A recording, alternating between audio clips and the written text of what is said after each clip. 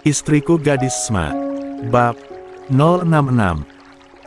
Jas, kau tak tahu apapun tentangnya, jangan percaya dia, setengah waras dan setengah gila sejak calon istri dan calon anaknya meninggal karena kecelakaan, dia melamun. Setiap hari, bicaranya sering melantur, bahkan tak nyambung. Apapun yang dia katakan, tak usah kau percayai, dia hanya berhalusinasi dan mengatakan apa saja yang terlintas di benaknya. Memangnya, kau tak lihat penampilannya yang kusut dan tak terurus? Kalau dia benar-benar normal, dia akan sedikit memperhatikan penampilannya, apalagi dia masih muda dan tampan, dia akan dengan mudah mendapatkan pengganti yang lebih baik. Daniel menjelaskan tentang keadaan Ed yang sebenarnya. Aku tak percaya, jawabku, mana mungkin Ed gila, bicaranya memang terkadang melantur, tapi bukankah itu wajar dialami oleh orang yang sangat kehilangan? Percaya ataupun tidak, itu urusanmu, aku hanya mengatakan apa yang sebenarnya. Ed itu setengah gila, kau jangan percaya padanya. Daniel dengan santai menanggapi sikapku yang tak percaya padanya. Dan tentang Justin, dia memang banyak disukai wanita, dia juga sering berganti pacar, tapi dia bukan orang gila yang sering membawa gadis-gadis ke bar, dia tak segila yang kau pikir, Jas, tambahnya. Aku menjadi bingung, siapa yang harus aku percaya? Edward atau Justin?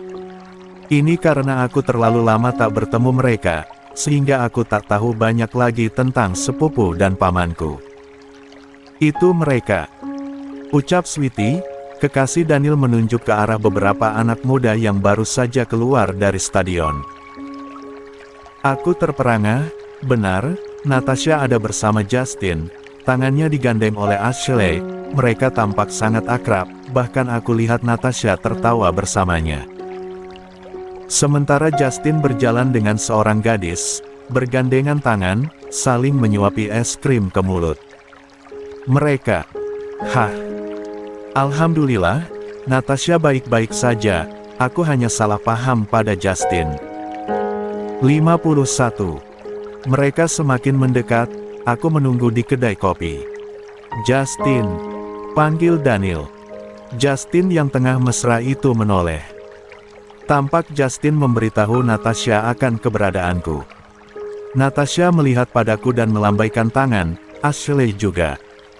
Aku membalas lambaian tangan mereka, kedua gadis itu berlari ke arahku, aku berdiri dan menyambut mereka. Jason, aku rindu kau. Ashley langsung memelukku penuh kerinduan, aku membalas pelukannya. Kau sudah besar, ucapku. Kau juga sudah tua, jawabnya. Aku terkekeh. Ashley melepas pelukannya, dia menatap aku. Ashley cantik dengan kulit hitamnya dan rambut keriting bagaikan mie, standar kecantikan orang negro pada umumnya, sekarang dia semakin besar dan feminim. Kenapa kau tak datang ke rumahku? Padahal aku rindu padamu, tanya Ashley merengut. Maaf, aku belum sempat, aku sibuk memanjakan istriku, jawabku. Istri? Tanya Daniel. Aku mengangguk. Kau datang sendiri dan tak membawa istri, ucapnya heran, matanya diedarkan ke sana kemari untuk mencari sosok istri yang aku sebutkan. Aku merangkul Natasha dan memperkenalkannya sebagai istriku. Daniel dan Sweetie sangat terkejut saat tahu Natasha adalah istriku. Mereka mengenal Natasha sebagai pacar Justin tadi. Kenapa kaget begitu? Tanya Justin pada Daniel. Tapi, aku kira dia pacarmu, jawab Daniel gugup. Bukan, dia adalah istrinya Jason, aku sengaja membawanya untuk nonton konser bersama, jawab Justin dengan senyum yang ramah. Ini kekasihku, Rose namanya, kami baru berpacaran 2 minggu lalu, hari ini kami bertemu di tempat konser, karena dia tinggal di asrama putri, tambah Justin, memperkenalkan kekasih barunya. Justin, aku harus meminta maaf padamu karena telah berpikiran jahat tentangmu. Jason, Dari mana kau tahu kami di sini? Tanya Justin. Ah, itu, aku hanya cemas karena istriku belum pulang di malam yang larut. Aku cemas, jadi aku mencari-cari kalian dan bertemu dengan Daniel. Dia yang memberitahuku kalian di sini, jadi aku menunggu. Jelasku, sedikit berbohong. Maaf, aku tak memberitahumu tentang konser, karena tadinya aku memang takkan jadi datang, karena 52. Kupikir Ross takkan datang, kami berniat untuk menonton bioskop, tapi Ross menghubungiku dan mengatakan kalau dia berada di stadion. Akhirnya aku menyusulnya, sekalian membawa Natasha juga, jelas Justin. Aku mangut-mangut, rupanya dia hanya mengajak Natasha ke konser, bukan ke bar, itu artinya aku sudah salah mempercayai Ed. Sialan. Hampir saja aku akan menghukum Justin. Bagaimana kalau kita pulang saja? Ini sudah sangat malam, dan cuaca menjadi sangat dingin, ajakku. Tentu, aku juga sudah mengantuk. Justin setuju untuk pulang. Ashley, kau mau menginap di rumahku? Tawar Justin. Tentu, aku masih ingin bersama Natasha, jawab Ashley yang sangat menyukai Natasha. Kemana mobilmu? Tanyaku pada Justin. Mobilku dipakai Yo dan Rowan, mereka sudah biasa meminjam mobilku untuk berkencan, jawab Justin. Baiklah, ayo masuk ke mobil. Ajakku. Ketiga anak muda itu masuk ke mobil untuk pulang, sementara Ross pulang dengan taksi ke asramanya. Dan, kau mau ikut bersama kami? Tanyaku pada Daniel. Tidak usah, aku membawa motorku, tolak Daniel ramah. Baiklah, kalau begitu aku dan yang lain akan pulang. Selamat malam, pamitku. Selamat malam, balas Daniel dan Sweetie. Aku masuk ke dalam mobil, lalu memacu mobilnya dengan kecepatan sedang. Perasaanku sudah jauh lebih tenang dibanding tadi. Aku sangat lega karena Natasha, Justin dan Ashley hanya menonton konser saja. Selama perjalanan pulang, tak ada yang berbicara, sementara aku fokus menyetir, tanpa aku sadari mereka tertidur dengan nyenyak. Natasha duduk di samping kemudi juga tertidur, sementara Justin dan Ashley tertidur berdua sambil saling bersandar satu sama lain. Aku hanya tersenyum melihat mereka manis sekali. Justin, maafkan aku salah karena mudah percaya dengan ucapan Edward, ternyata kau tak seburuk yang aku pikir, kau tetaplah Justinku. 53. Aku dan Natasha memutuskan untuk menginap di hotel keesokan harinya, untuk menghindari perkara yang tidak diinginkan yang bisa saja terjadi di rumah Uncel Robert. Mengingat Justin sudah dewasa, Ed juga agak sengklek, aku tak mau terpengaruh lagi, lebih baik kami menginap di hotel sebelum pulang ke Indonesia, kami akan pulang besok.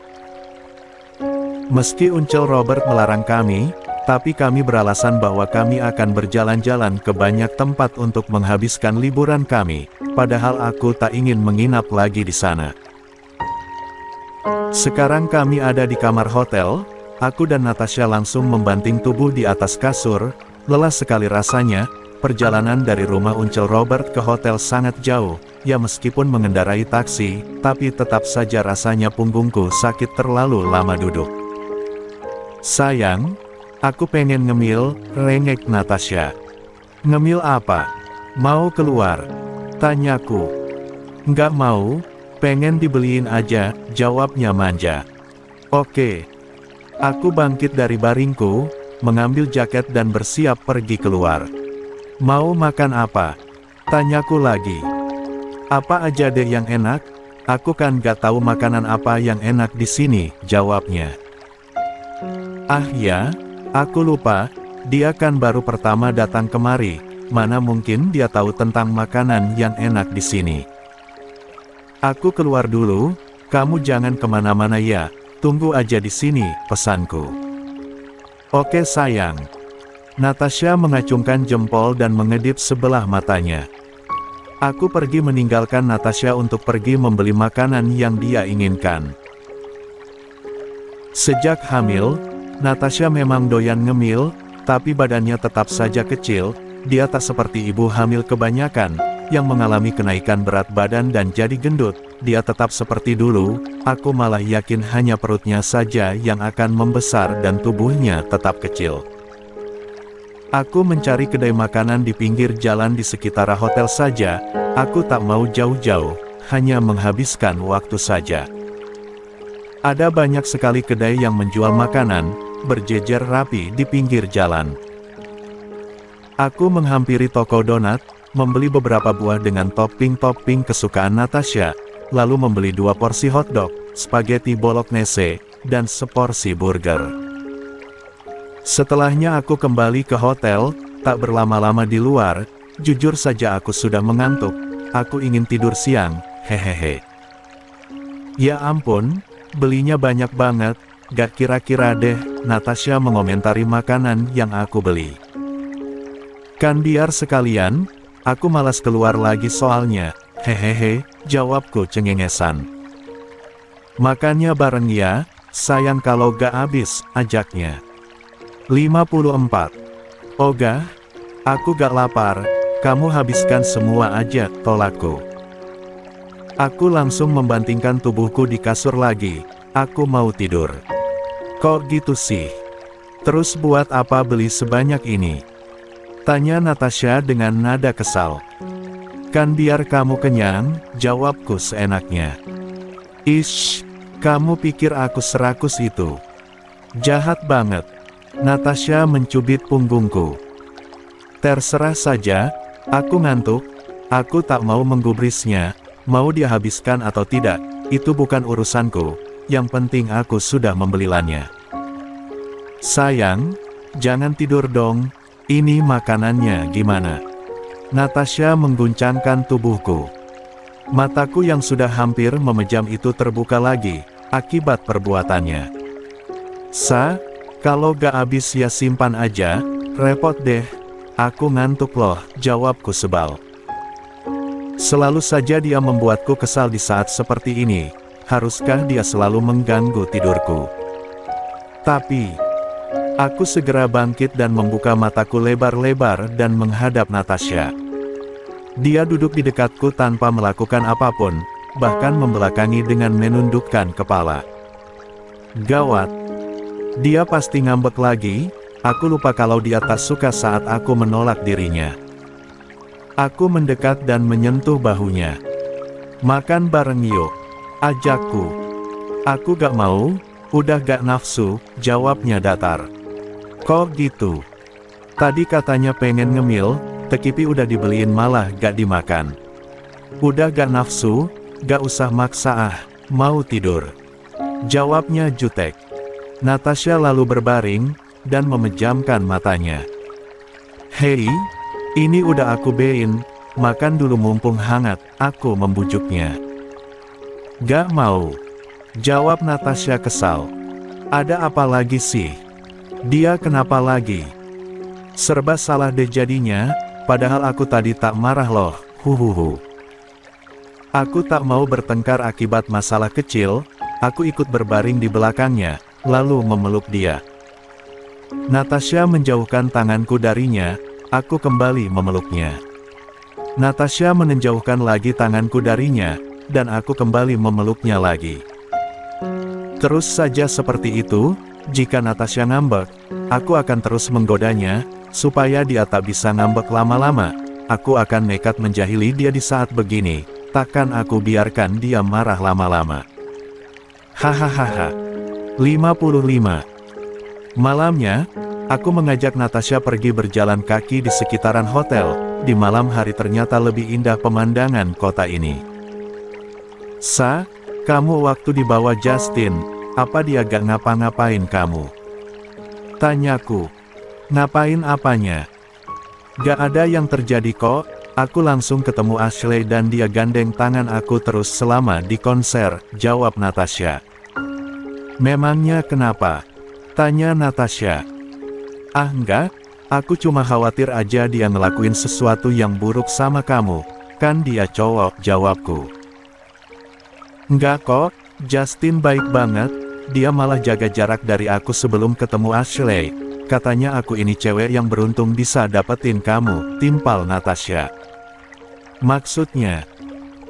Iya, Justin bilang aku beruntung karena dapetin kamu, soalnya kata dia kamu itu baik banget, cewek manapun akan merasa sangat beruntung bisa jadi istri kamu, jelas Natasha. Begitukah? Justin mengatakan hal semacam itu pada Natasha, tapi di depanku, dia bahkan jarang bicara, jangankan memuji, bertengkar pun kami tak pernah. Oh iya, Justin juga cerita tentang Ed, Natasha berkata. Aku menoleh padanya. Apa katanya? Tanyaku.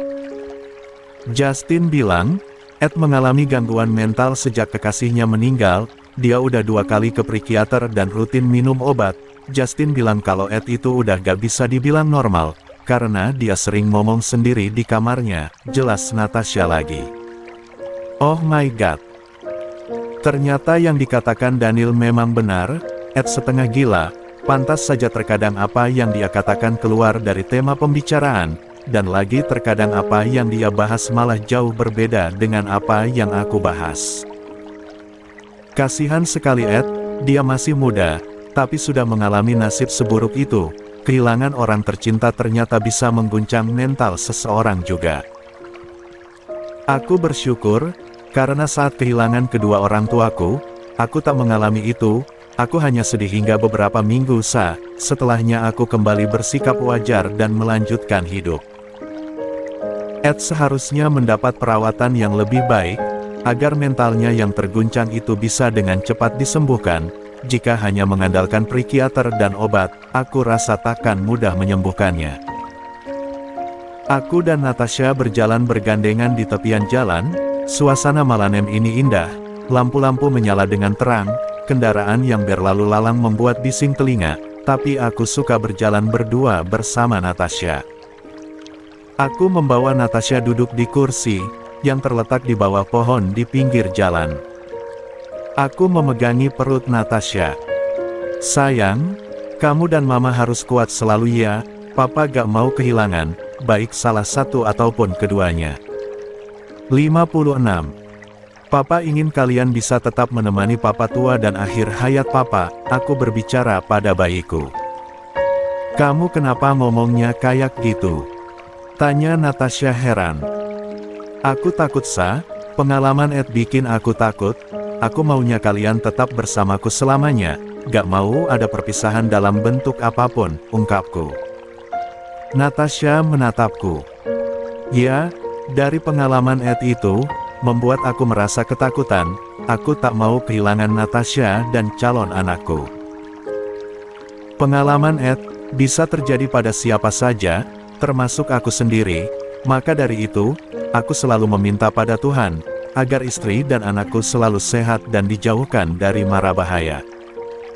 Karena hanya merekalah yang aku punya di dunia ini. Natasha tersenyum, meraih wajahku dan mendekatkannya pada wajahnya.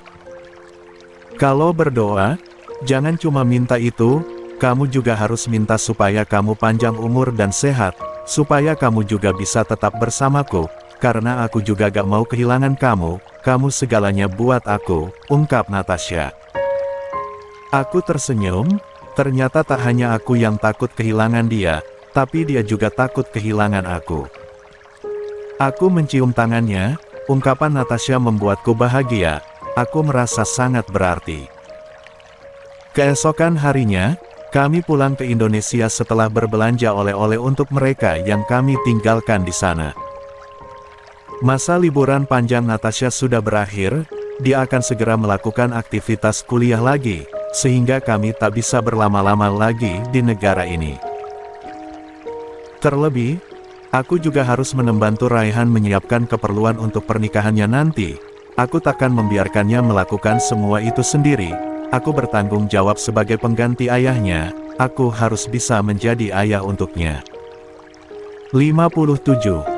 2 minggu kemudian. Sayang, aku gak masuk kampus ya hari ini, ucap Natasha yang masih ada di dalam selimut. Kenapa? Tanyaku. Kepalaku sakit banget, badanku juga lemas, jawabnya lemas. Aku mendekat padanya dan menyentuh keningnya. Benar saja, Natasha demam. Kita ke dokter ya, ajakku. Nggak mau, tolaknya. Kenapa gak mau? Biar cepat sembuh. Nggak mau ah, mau tiduran aja, nanti pasti sembuh, tolaknya lagi. Sa, kamu demam, kalau dibiarkan bisa parah. Pokoknya nggak mau, aku mau di rumah aja.